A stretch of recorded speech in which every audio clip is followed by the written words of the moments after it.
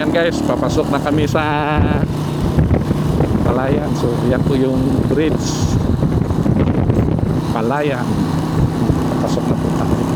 So load limit ilang guys, 7 ton, 27, 30 ton. So yan po. So sama ko pala dito si Damulag yan, nakahelmet yan. So ganda dito guys. So papasok na tayo sa Palayan. Dito tayo. So nagsama kami dalawa kasi may tulong pa rin kami sa missing unit. Puntahan natin at least ito. So yan, dalawa kami para meron magdadrive para din ma-tour ko kayo dito kung gaano kaganda yung Palayan City guys, na paano mga upgrade ito. So medyo matraffic lang, malaki mga truck dito. So shout out no, yung nag-drive sa amin dyan, meron dyan yung nag-drive. So siya na po. So kumanda tayo na.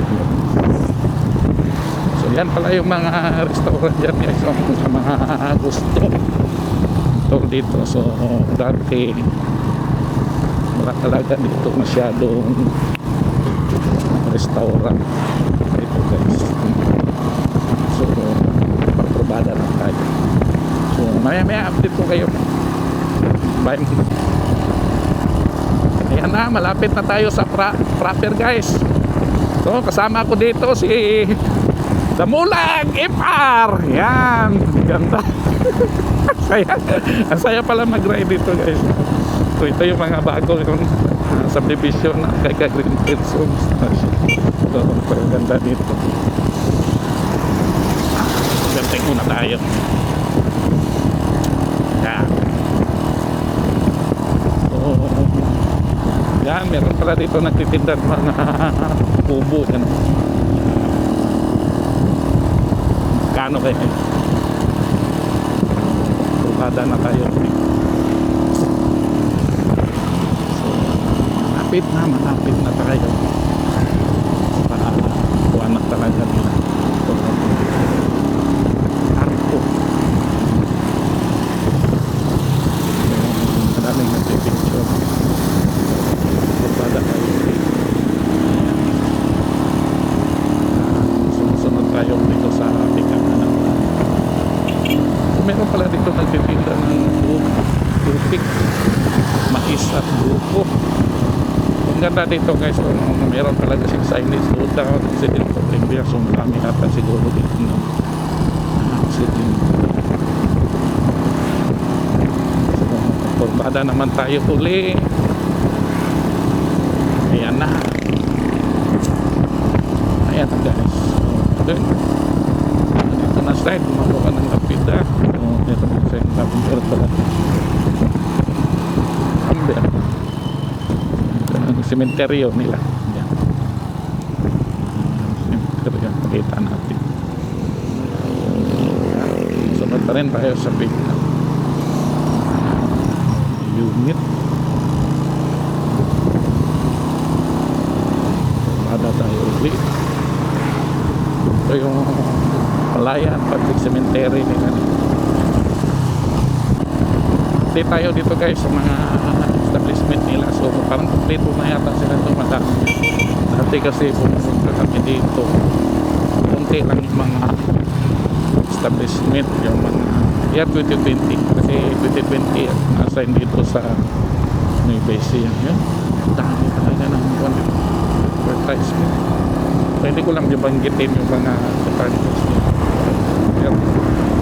Pero na may mga inconvenience to sa lahat, luto, lahat. Kagandahan dito na nandito lang yung LTO. Dito ako nag-renew. And then pagkatapos nito na-expert man ako sa Palayan na yung 10 years ng utang. So ito na yun. Dito yung dati yung LTO. So iwan ko ngayon kung saan ngayon yung LTO.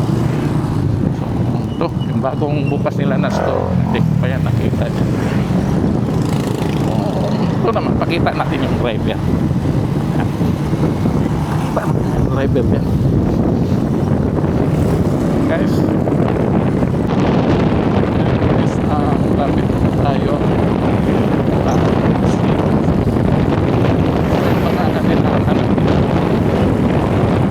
Mga surplus.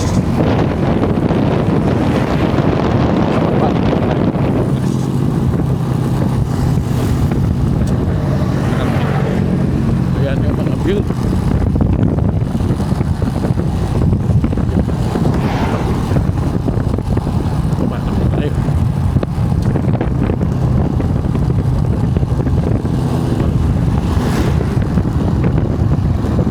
Pala dito nagra-ride. So, meron dyan crossing yung isa papunta ako right Dinggalan. So ngayon so tayo sa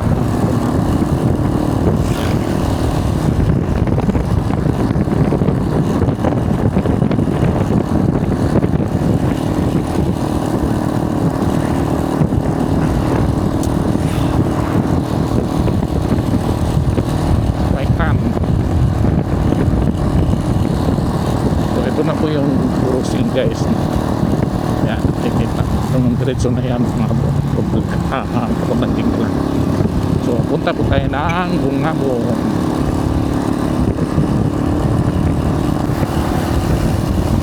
Ang ganda dyan, no?